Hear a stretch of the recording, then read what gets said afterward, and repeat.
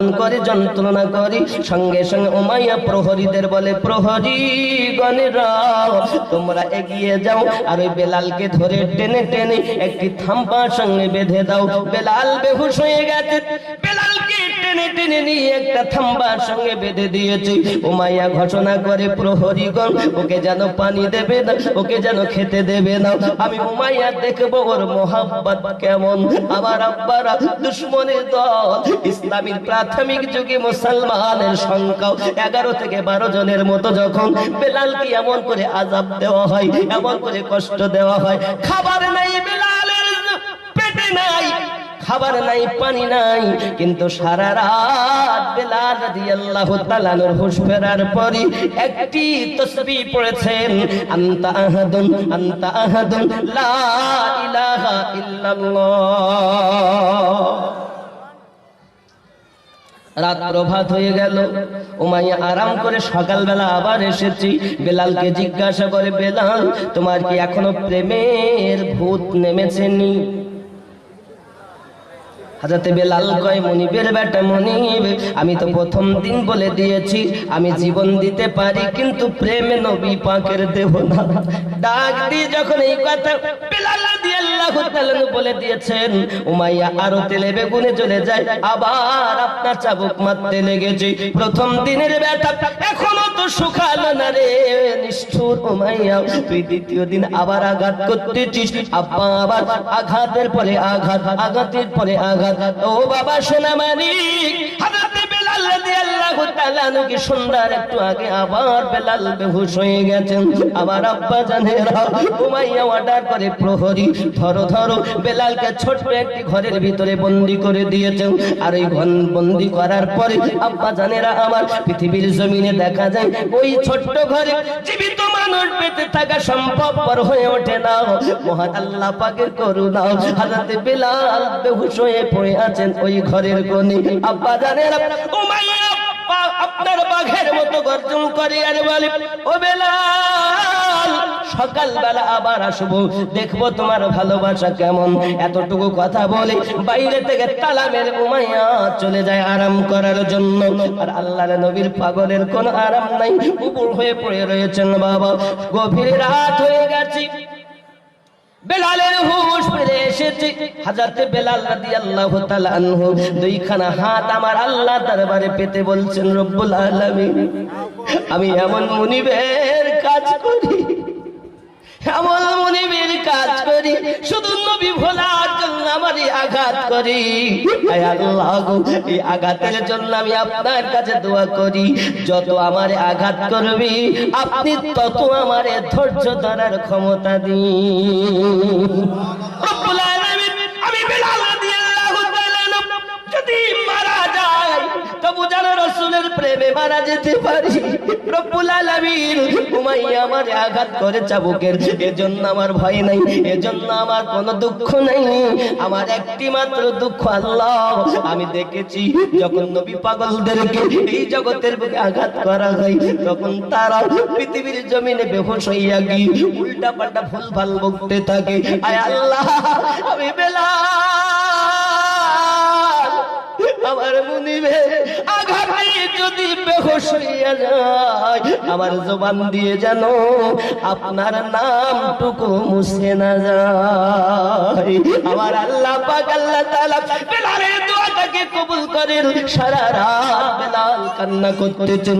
আমার বন্ধু সোনা মানিকেরা, সকাল হয়ে গেছে, উমাইয়া তালাটা খুলে ভিতরে যখন ঢুকেছে রে বাবা, ভিতরে ঢোকার পরে বেলালের চোখ দিয়ে পানি টপ টপ করে ঝরতেছে।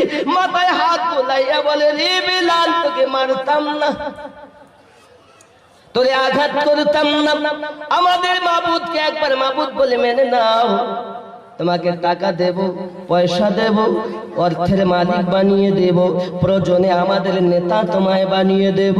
হযরত বেলাল রাদিয়াল্লাহু তাআলা আনহু বলেন, মুনিবের বেটা মুনিব, এ ও নেশা নেহি জিসে তুরশি উতার দে, এটা ওই নেশা নয় যাকে আপনার মানুষ মুছে দিতে পারে, এটা প্রেমের গন্ধ।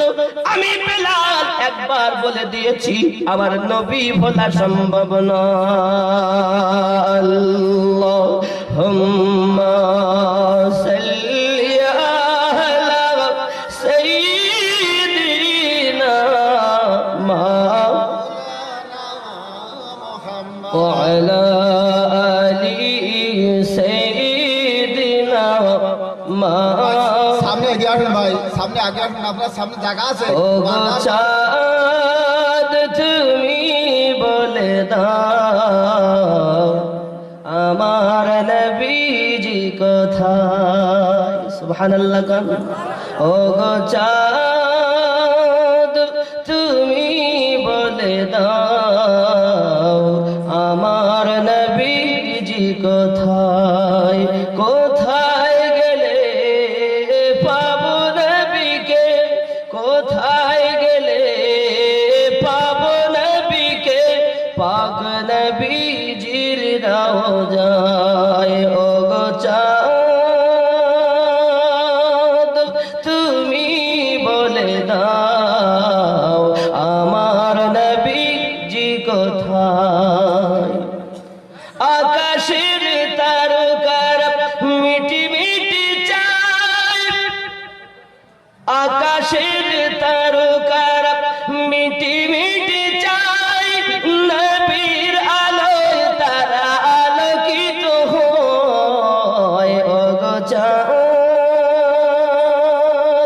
তুমি বলে দাও আমার নবীজি কোথায়? কোথায় গেলে পাবো নবীকে?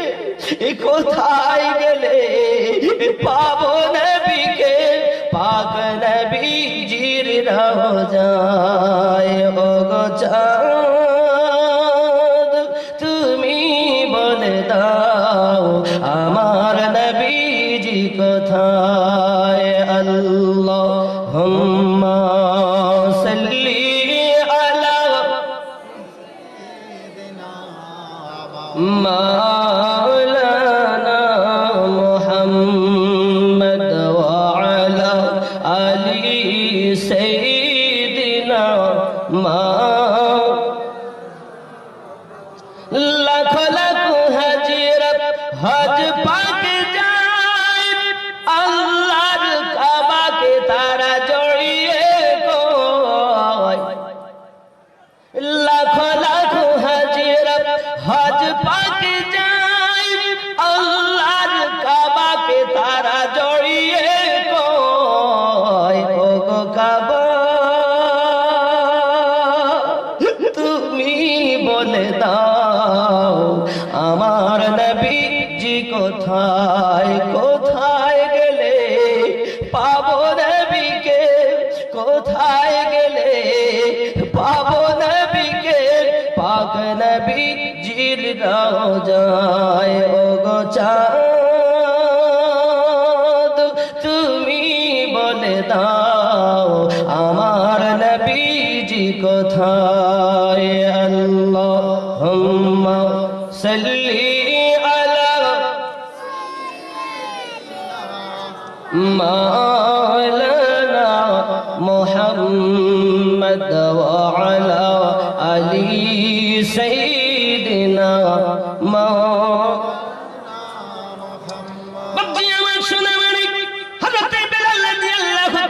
বলেছিলেন মনিবের বেটা মনিব, আমি জীবন দিতে পারি কিন্তু নবীর মায়া দিতে পারবো না। তোমার মাবুদকে মাবুদ বলে স্বীকার করতে পারবো না। উমাইয়া তেলে বেগুনে জ্বলে গেল। ঘরের ভিতর থেকে বেলালকে টেনে বাইরে নিয়ে এসেছি। বেলাল রাদিয়াল্লাহু তাআলাকে বাইরে ছুঁড়ে ফেলে দিয়েছে। বাবা উমাইয়া ঘরের ভিতরে গেল। যাওয়ার পরে লোহার জুতো পরিধান করে এসেছি। লোহার জুতোর মাথায় আল ফিট করে এনেছি। যেমন তীর ও ধনুকে দেখবেন তীরের মাথায় আল লাগানো থাকে 3 কোনা, আসেনি? এ আমার বন্ধুরা ঠিক জুতোর মাথায় 3 কোনা মতো একটি লোহার আল ফিট করা রয়েছে। উমাইয়া ডাক দেয়, বেলাল তুমি যদি আমার মাবুদকে মাবুদ বলে না স্বীকার করো, দেখছো আমার পায়ে লোহার আল ফিট করো, এই আল দিয়ে তোমার ভিতরে গোশত টেনে বার করে নেওয়া হবে। হযরত বেলাল বলেন, মুনিবের বেটা মুনিব রে, তুমি আমারে মরণের ভয় দেখাও। না না না